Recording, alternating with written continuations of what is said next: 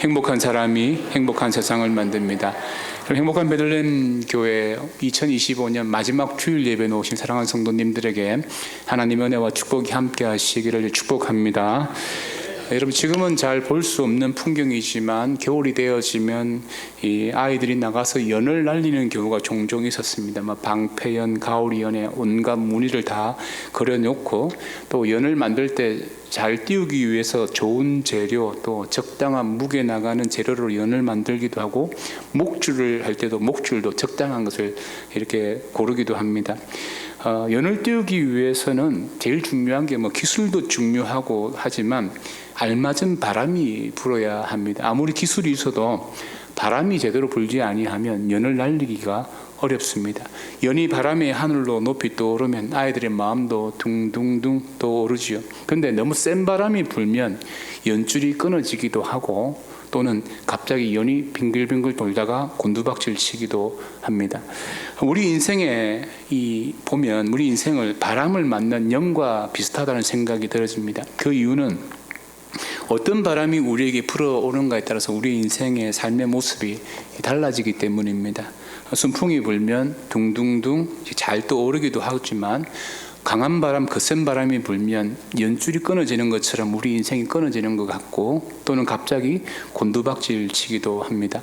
사도행전 27장에서 보면 사도 바울은 제수의 신분으로 로마를 가다가 큰 풍랑을 만나서 난파를 겪는 이야기를 굉장히 상세하게 기록해 놓았습니다. 이때 이 배의 의사이며 사도행전의 저자였던 누가도 함께 탑승하고 있었는데, 누가가 그의 직업적인 시각, 의사의 시각을 가지고 바울이 풍랑을 만나서 겪게 되어지는 일들을 상세하게 전문가의 용어를까지 빌려가면서 기록하고 있습니다. 바람과 날씨, 배가 난파되어지는 과정, 그들이 구출받는 것을 자세히 기록하는 것은 이 사도 바울이 복음을 전하는 것이 하나님의 뜻이라는 것입니다. 구약에 보면 요나가 큰 풍랑을 만나서 기적적인 방법으로 폭풍 속에 살아나와서 니느웨에 가서 복음 전하는 것처럼, 이 사도 바울 역시 이 폭풍 가운데 하나님의 주권과 섭리를 통하여서 하나님의 인도함을 받아 이 로마에 가서 복음을 전했다는 것을 보여주기 위해서 이렇게 상세하게 기록해 놓았습니다. 최종병기 활이라는 영화에 보면 유명한 대사가 하나 나오는데, 바람은 계산하는 것이 아니고 극복하는 것이라는 대사가 있습니다. 사랑하는 성도 여러분, 바람이 극복하는 것이 쉽습니까? 우리가 알다시피 사실 이 바람은 우리가 컨트롤할 수 있는 게 아닙니다.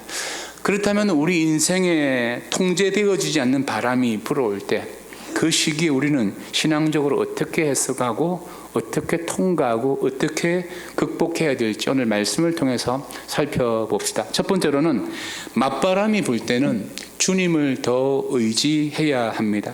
사도 바울이 예루살렘에 복음을 전했을 때 유대인들이 율법을 어겼다, 성전을 더럽혔다고 사도 바울을 고발했습니다. 그때 재판을 했던 로마 총독이 벨릭스였는데, 사도 바울이 무죄라는 것을 알았지만 유대 지도자들의 눈치를 보느라고 재판 과정을 계속 미룹니다. 왜 로마 총독이 식민지 유대 지도자들에게 눈치를 보느냐? 빌라도도 눈치를 봤거든요. 로마의 정치가 뭐냐면 팍스 로마입니다. 로마가 통치하는 곳에는 평화가 있어야 되는데, 밀란이나 데모가 일어나면 이 총독은 로마 정부로부터 해임당하는 경우도 많았습니다. 특히 예루살렘은 종교적인 부분에서 로마와 충돌이 많았어요. 하나님을 못 믿게 하면 유대인들이 목숨 걸고 저항을 하니까 로마가 그 많은 식민지 가운데 유일하게 종교적인 관용을 베풀었던 곳이 바로 이 예루살렘이었습니다. 이 바울이 무죄인 것을 알지만 무죄로 판결하면 유대교 지도자들이 군중을 모아서 데모할까봐 2년 동안 재판을 미루었습니다. 그리고 새로운 총독 베수도가 부임하면서 유대 지도자들의 요구를 들어주려고 합니다. 사도 바울을 예루살렘에 불러와서 다시 재판하려고 하는데, 그 길 가운데서 또 바울을 암살하려고 계획하는 사람들도 있었습니다. 바울은 자신이 예루살렘으로 가면 죽을 가능성이 높다는 것을 알고 있었습니다. 그래서 로마 황제 가이사에게 직접 상소를 합니다. 그는 로마 시민권자이기 때문에 지방의 재판에 불복하여 황제에게 직접 상소할 권리를 가지고 있었습니다. 바울이 상소한 것은 사실 영적인 의미가 더 깊습니다. 자기가 살기 위해서 상소한 것이 아니라 하나님이 바울에게 이미 약속하신 것이 있었습니다. 사도행전 23장 11절에 보면 그날 밤에 주께서 바울 곁에 서서 이르시되 담대하라 내가 예루살렘에서 나의 일을 정언한 것 같이 로마에서도 정언하여야 하리라 하시니라. 사도 바울은 자기가 예루살렘에서 죽을 사람이 아니고 로마까지 가서 복음을 전해야 되는 사람임을 그 믿음으로 그는 가지고 있었습니다. 그렇다면 바울이 걸어가는 이 사명의 길에, 순종의 길에 순풍이 불어야 되지 않겠습니까? 그러나 오늘 우리가 읽었던 본문 말씀 27장 4절에 보면 맞바람을 피하여 구보로 해안을 의지하고 항해하였다라고 말하고 있습니다. 로마로 가는 이 배가 맞바람 때문에 고생하면서 앞으로 잘 나가지 못했습니다. 그가 중간에 갈아탄 알렉산드리오 배도 그 형편을 이렇게 기록해 놓았습니다. 오늘 7절과 8절에 보면 배가 드디가 여러 날 만에 간신히 니도 맞은편에 이르러 풍세가 허락하지 아니하므로 살모네 앞을 지나 그레데 해안을 바람막이로 향하여 간신히 그 연안을 지나 미양이라는 곳에 이르렀다고 말씀하고 있습니다. 여러분, 맞바람이 불어서 간신히 미양에 도착했다는 것입니다. 우리는 보통 이렇게 생각을 합니다. 하나님의 뜻이면 길이 열려야 되고 사명이면 일이 술술술 풀려야 되지 않느냐. 순종하면 순풍이 불어야지. 그러나 성경은 우리에게 그렇게 말씀하시지 않습니다. 하나님의 큰 사명을 받은 사람일수록 처음에는 다 인생에 맞바람이 불어옵니다. 요셉은 하나님의 비전의 꿈을 2번 꾸었는데 꿈을 꾼 결과가 무엇입니까? 구덩이에 빠지고 형들이 죽이려고 했고 형들이 노예로 팔았고 그는 끝내는 애굽의 감옥까지 들어갔습니다. 그 13년의 맞바람을 견디며 노예 생활을 한 이후에 애굽의 총리가 되어졌습니다. 모세도 하나님의 부름을 받았어요. 하나님의 부름을 받고 애굽에 갔는데 이스라엘 장로들이 협조적이지 않고 바로 왕은 완강히 거절하는 것을 경험합니다. 하나님이 부르셨는데 그의 사역 가운데 맞바람이 있었습니다. 다윗은 기름 부음을 받고 난 다음에 골리앗을 물리쳤습니다. 그리고 사울 왕의 사위도 되었지만 그의 장인어른의 질투 때문에 13년을 광야에서 맞바람을 피해 도망다니고 그 어려운 시간을 보내죠. 그 13년의 세월을 보내고 난 다음에 그가 왕이 됐어요. 예수님도 30살에 공생의 사역을 처음 시작하실 때에 40일 금식하셨습니다. 금식의 결과가 성령 충만해야 되는데 예수님이 처음 경험하신 것은 사단에게 광야에서 시험을 받았습니다. 오늘 바울이 로마로 가는 것은 하나님의 사명이었는데 그에게 맞바람이 불었습니다. 우리가 말씀대로 순종하며 잘 신앙생활 잘 하려고 할 때, 예수 잘 믿으려고 할 때 무슨 바람이 불어오냐면 맞바람이 많이 불어옵니다. 여러분, 그러나 이 맞바람은 하나님의 일하시는 방법인 줄 믿습니다. 순풍이 불면 사람들이 이렇게 생각해요. 역시 내 판단이 맞았어. 내 계획이 맞았어. 딱딱 맞아. 이런 생각을 하죠. 그러나 맞바람이 불어오면 내 생각이 맞았다는 말을 하지 않습니다. 이것은 하나님이 도와주시지 아니하면 결코 할 수 없는 일이라고 고백을 합니다. 저희 교회가 건축을 하기로 마음을 먹고 여러분 건축원금 작정하고 난 다음에 찾아온 게 뭔지 아십니까? 코로나 팬데믹이었습니다. 그때 만약 코로나 팬데믹이 없었으면 아마 이 성전 건축할 때 우리 교인들이 정말 많이 희생하고 기도했거든요. 우리들 마음속에 우리가 헌신해서 이 성전을 건축했다라고 착각할 수 있습니다. 그러나 코로나 때문에 우리 교인들의 모든 고백이 뭐냐면 베들레헴 교회는 우리 주님이 건축하여 주신 줄 믿습니다. 그때 저희들이 고백이 우리가 할 수가 없다는 거예요. 여러분, 맞바람은 인간의 마음에 가지고 있는 확신을 무너뜨립니다. 그리고 하나님의 약속을 붙들게 할 줄 믿습니다. 인생에 바람이 불어올 때 우리가 원하는 바람이 잘 불어오지 않습니다. 예고 없이 찾아옵니다. 신앙생활 잘 해보려고 하는데 맞바람이 불어오는 것을 여러분 이상하게 생각하지 마십시오. 배가 항해를 할 때 바람을 피할 수 없는 것이 조건이듯이 내가 믿음 생활 잘 해보려고 할 때 여러분 바람이 불어올 수 있습니다. 병들 수 있고 사업이 어려울 수 있고 자녀가 신앙에서 벗어날 수도 있고 관계가 깨어질 수도 있고 오해받을 수도 있고 상처받을 수도 있습니다. 그러나 하나님의 사명을 이루는 길은 순풍이 아니고 맞바람일 때가 많습니다. 그것은 하나님의 뜻이 틀렸기 때문이 아니라 하나님의 뜻이 더 분명해지는 것입니다. 하나님의 뜻이 무엇이냐면 맞바람이 불 때 내가 주님을 더욱더 의지하는 것이 하나님의 뜻인 줄 믿습니다. 오늘 본문에서도 보면 바울의 배가, 그가 탑승한 배가 어떻게 항해합니까? 맞바람이 부니까 섬의 해안선들을 의지하면서, 오늘 4절에 보면 구부로 해안선을 의지하면서 항해를 했고 7절에 보면 그레데 섬을 바람막이로 항해했다고 그의 말씀을 기록하고 있습니다. 여러분, 믿음으로 살 때 맞바람이 불수록, 내가 신앙생활 잘 하려고 하는데 어려움이 생길수록 더 주님을 의지하며 믿음의 길을 나가시기를 축복합니다. 두 번째로, 여러분, 순풍이 불 때 빨리 결정하지 마십시오. 바울의 일행이 맞바람을 맞이하면서 오늘 미양이라는 항구에 도착을 했는데, 바울이 타고 온 이 알렉산드리호라는 이 배는 오늘 37절에 보면 276명이 타는 대형 배였어요. 그리고 이 배는 로마의 곡물선이었습니다. 그 당시 로마는 이집트로부터 곡물을 공급받았는데 이집트 북부에서 소아시아 지역을 통해 지중해 연안의 여러 섬들을 경유해서 로마까지 곡물을 이렇게 수송했습니다. 이 미항이라는 곳은 그레데 섬의 항구인데 이 사람들에 대해서 사도 바울이 이렇게 평가를 했어요. 디도서 1장 12절 13절에 보면 그레데인 중에 어떤 선지자가 말하되 그레데인들은 항상 거짓말쟁이며 악한 짐승이며 배만을 위하는 게으름뱅이라니 이 정언이 참되도다. 자, 요 미항에 있는 사람들이 어떤 사람들이냐? 거짓말 잘하고 악한 짐승이라는 것은 야만적이라는 것입니다. 그리고 배만을 위한 게으름뱅이라는 것은 탐욕스럽다는 것이죠.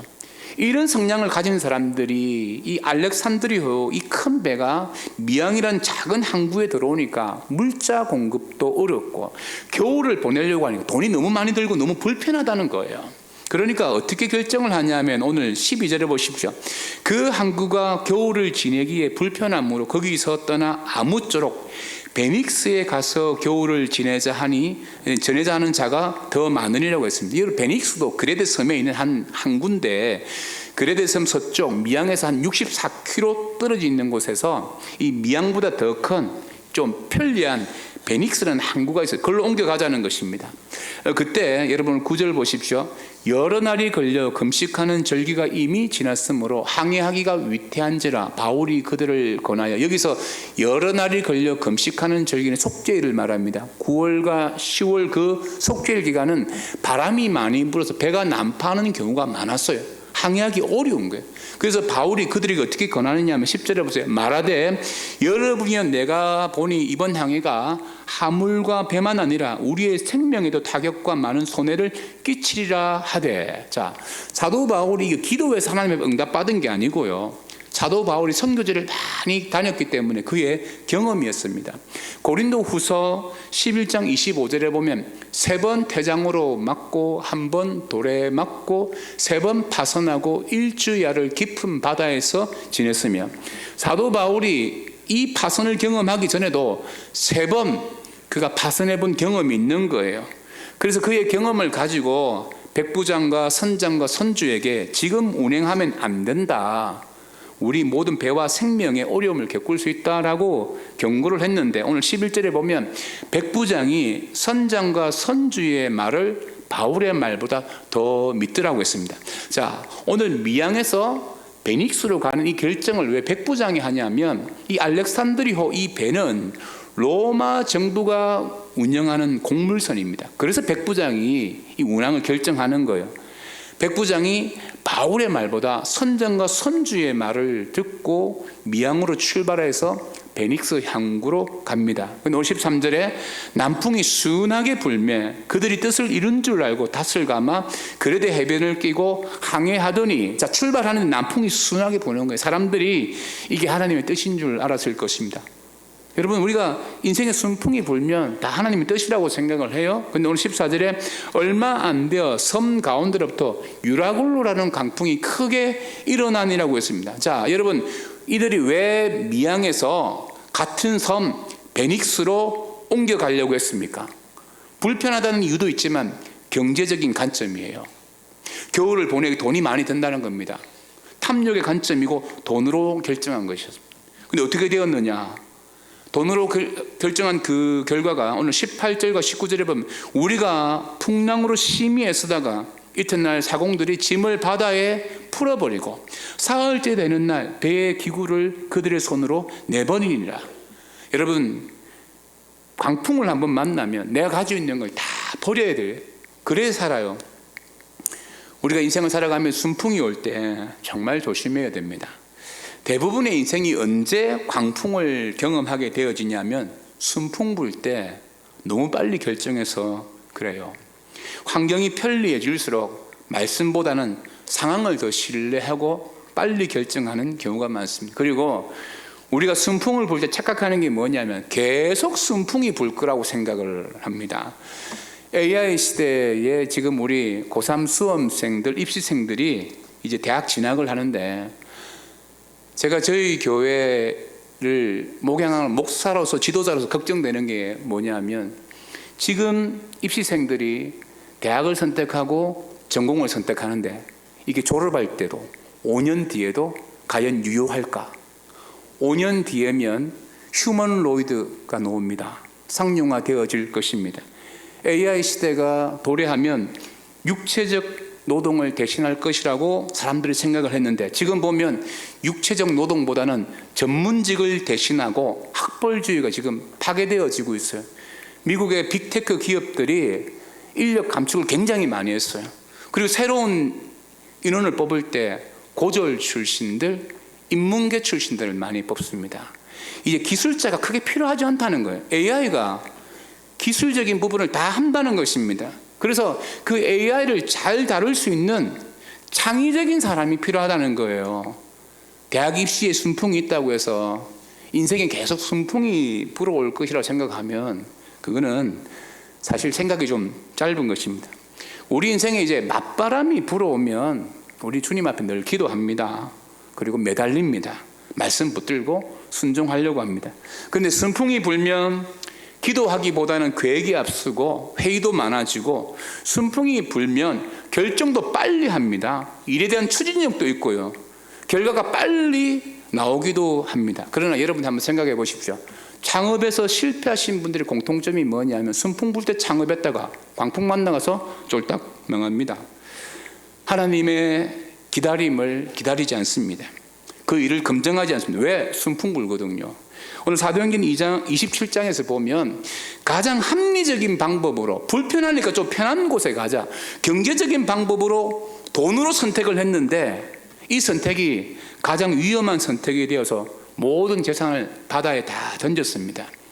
여러분 인생 가운데 지금 순풍이 불고 있습니까? 감사해야 될 일인데 순풍 불 때 여러분 너무 빨리 결정하지 마십시오. 하나님 앞에 기도하고 하나님을 기다릴 수 있는 지혜가 있기를 축복합니다. 우리가 더 나은 조건을 찾아 떠나려고 하는 것, 순풍을 찾아가려고 하는 것이에요. 어찌 보면 파멸을 부를 수도 있습니다. 영적으로 보면 좀 불편한 자리가 하나님의 보호하심을 받는 자리예요. 우리가 어려울 때는 하나님 앞에 매달리는데 순풍이 불면 하나님을 멀리합니다. 어떻게 보면 기도하는 자리, 예배의 자리가 우리 인생 가운데 불편한 자리일 수 있지만 하나님의 보호하심을 받을 수 있는 자리인 줄 믿습니다. 순풍이 여러분 인생 가운데 불고 있습니까? 그러면 또 하나님 앞에 예배하고 기도하고 여러분 무슨 결정을 할 때 너무 빨리 결정하지 말고 돈으로 결정하지 마십시오. 탐욕으로 결정하지 마십시오. 그러면 광풍을 만납니다. 세 번째, 광풍이 불 때 말씀과 사명을 발견하셔야 됩니다. 여러분 인생의 강풍이 왜 찾아오느냐? 오늘 본문에 보면 결국 인간의 탐심과 조급함 때문입니다. 오늘 선주와 선장이 더 빨리 더 많은 것을 얻으려고 욕심 때문에 바울의 경고를 무시하고 항해를 강행하다가 강풍이 불어왔습니다. 우리의 삶에 여러분 강풍이 불어올 때가 있죠. 국가 전체에 불어오는 강풍을 우리가 어떻게 하겠습니까마는 우리의 삶 가운데 불어오는 개인적인 강풍은 우리의 잘못된 선택과 욕심에서 비롯된 게 많습니다. 남풍이 순하게 불 때 모든 것이 잘 풀리는 듯 보이는데 그러나 곧이어 유라굴로 강풍이 불었는데, 이 유라굴로라는 말이 뭐냐면 미친 바람이란, 미친 바람. 여러분, 제가 제주도를 한때 참 좋아했는데, 제주도를 좋아하려고 하면 바람을 사랑해야 된대요. 제주도 바람은 미친 바람이에요. 막 바람이 온갖 다 불러옵니다. 여러분, 우리 인생 가운데 이런 미친 바람이 분다고 한번 생각해 보십시오. 그때는 인간이 가지고 있는 기술과 경험과 여러분 돈, 여러분이 가지고 있는 위치 다 무용지물입니다. 여러분의 배우자도 자녀도 도움이 안 돼요. 오늘 15절에 보세요. 배가 밀려 바람을 맞추어 갈 수 없어 가는 대로 두고 쫓겨가다고 했습니다. 배가 바람을 맞춰서 이렇게 가야 되는데 너무 바람이 미친 듯이 부니까 이 배가 마음대로 가는 것입니다. 여러분, 이 배에 276명이 타고 있는 큰 배인데 얼마나 똑똑한 사람들이 많았겠습니까? 그런데 그들이 이 배를 어떻게 할 수가 없어요. 불가항력적입니다. 그래서 오늘 보면 굉장히 상세하게 기록해 놓았습니다. 이 강풍이 우리에게서 빼앗아가는 것들이 많습니다. 우리가 평소에 소중하게 여기는 거 다 바다에 던져야 되는 거예요. 그래야 살 수 있는 거예요. 내가 소중하게 생각했던 것들이 이 강풍을 만나면 아무런 도움이 되지 않습니다. 여러분, 만약 여러분들이 말기암 진단을 받아보십시오. 여러분이 가지고 있는 돈, 여러분이 가지고 있는 지식, 권력, 무슨 의미가 되어지겠습니까? 그러면서 오늘 20절을 보십시오. 여러 날 동안 해도 별도 보지 아니하고 큰 강풍이 그대로 있으며 구원의 여망마저 없어졌더라. 자, 여러분, 다 버려야 되는 입장인데 이 버려도 삶의 소망이 없는 거예요. 인생의 강풍을 만났을 때 절망의 한복판, 통제 불가능한 상황, 소망이 없을 때 우리가 어떻게 해야 되느냐? 첫 번째로 따라합니다. 나의 정체성을 분명히 알아.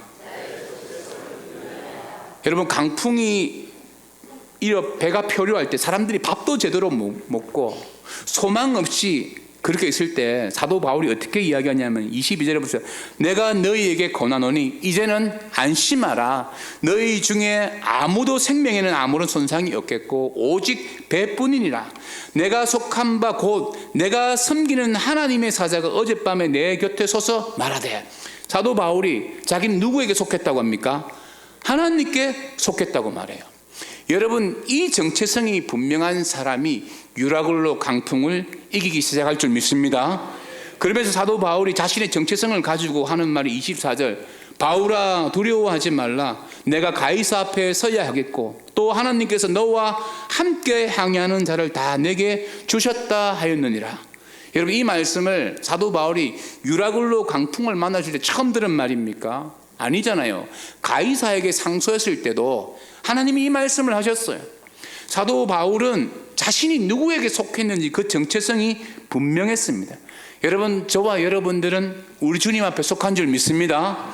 아멘. 이게 분명한 사람은 강풍 가운데서도 강풍을 이길 수 있는 겁니다. 그래서 이사야서 43장 1절로 2절을 보면, 자, 우리 힘있게 같이 한번 크게 읽어봅시다. 야곱아, 너를 창조하신 여호와께서 지금 말씀하시느니라.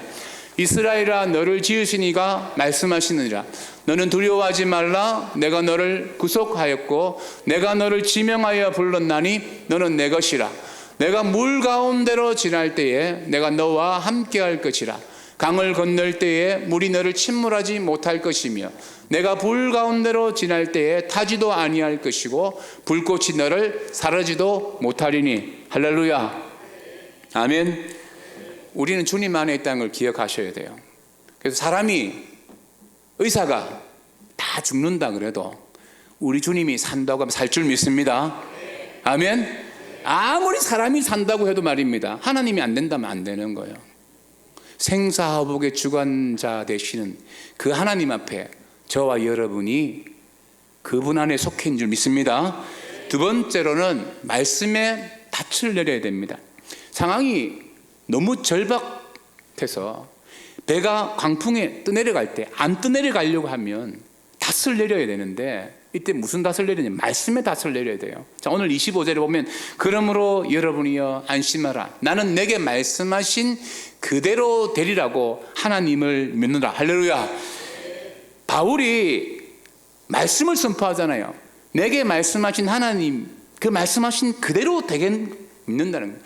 유라굴로 강풍 위에 계신 그 약속의 말씀, 그 말씀을 가지고 여러분 믿음의 닻을 내리고 축복합니다. 그리고 마지막 세 번째로는 여러분 사명을 발견하셔야 돼요. 강풍을 만날수록 사명을 발견해야 돼요. 오늘 하나님이 바울에게 오늘 24절에 보면 내가 가이사 앞에 서야 하겠고라고 말합니다. 사도 바울이 살아야 되는 이유는 그가 잘났어 똑똑했어가 아닙니다. 그에게는 가이사 앞에 서야 됩니다. 로마에 가서 복음을 전하는 사명이 있는 거예요. 여러분 인생에 지금 유라굴로 같은 큰 강풍을 만나셨습니까? 하나님께서 내게 주신 이 사명이 끝나기 전까지는 결코 이 유라굴로가 나를 삼키지 아니할 것입니다.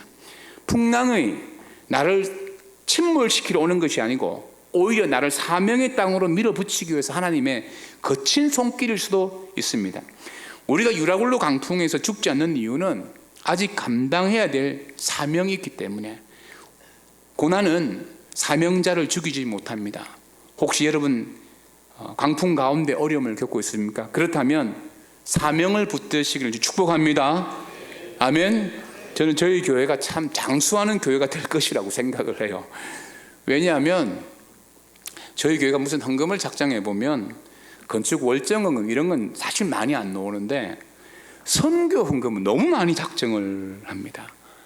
제가 이걸 보면 참 베들레헴 교회가 선교적인 사명을 감당하니까 하나님이 은혜 주신 줄 믿습니다. 말도 안 되는 상황들이 참 많은데 이 선교적 사명 때문에 하나님께서 우리에게 은혜를 주시는 것 같아요. 오늘 강풍의 결론이 어떻게 되어지냐면 사실 배는 파손되어졌지만 276명 중에 한 명도 죽지 않았습니다. 276명이 사명자 바울 한 명 때문에 다 살았던 거예요. 하나님이 소돔과 고모라를 멸망시키겠다고 했습니다. 그때 아브라함에게 소돔과 고모라가 살아날 수 있는 조건이 뭐냐면 의인 10명이었어요. 여러분 보세요. 하나님이 심판하겠다는 소돔과 고모라의 제약성이 의인 10명하고 쌤쌤이 될 수 있다. 의인의 힘은 그만큼 큽니다. 예레미야서 5장 1절에 보면 너희는 예루살렘 거리를 빨리 다니며 그 넓은 거리에서 찾아보고 알라. 너희가 만일 정의를 행하며 진리를 구하는 자를 한 사람이라도 찾으면 내가 이 성읍을 어떻게 해요? 용서한다는 거예요. 예루살렘의 죄악과 의인의 한 사람의 이게 셈셈이에요. 여러분 우리 인생 가운데 유라굴로를 만나 우리가 어려움을 겪을 수 있지만 만약 여러분들이 사명을 발견한다 그러면 여러분만 사는 것이 아니고 여러분 주변의 모든 사람이 살 줄 믿습니다. 아멘. 강풍은 바울이 로마로 가는 길목인 멜레디 섬으로 이 배를 인도합니다. 우리가 보기에는 이 강풍으로 이 바울이 가는 여정이 이탈되어진 것 같지만 하나님의 지도 안에서 정확한 목적지에 도착하는 것을 볼 수 있습니다. 사랑하는 베들레헴 교회 성도 여러분, 2025년 마지막 주 예배를 드리는데 지난 1년 동안 여러분 인생 가운데 어떤 바람이 불어왔습니까? 맞바람 때문에 신앙적으로 내가 앞으로 나아갈 때 여러 가지 어려움이 있었습니까? 여러분 주님 더 의지하시고 순풍이 불고 있습니까? 감사할 일이죠. 그러나 여러분 너무 조급하게 결정하면 안 됩니다. 순풍이 불수록 더 기도하시고 혹시 지금 강풍을 만났습니까? 육신의 질병의 강풍을 만나고 사업의 강풍을 만나고 자녀의 인생 가운데 강풍을 만나고 여러분 삶 속에 그 강풍을 만나셨습니까? 그러면 나의 정체성이 하나님 앞에 솟게 있다는 사실을 기억하시고 말씀에 닻을 내리시고 나 혼자뿐만 아니라 내 주변의 모든 사람들을 복되게 할 수 있는 성경적인 사명을 발견할 수 있는 우리 베들레헴의 성도 되시기를 주님의 축복합니다.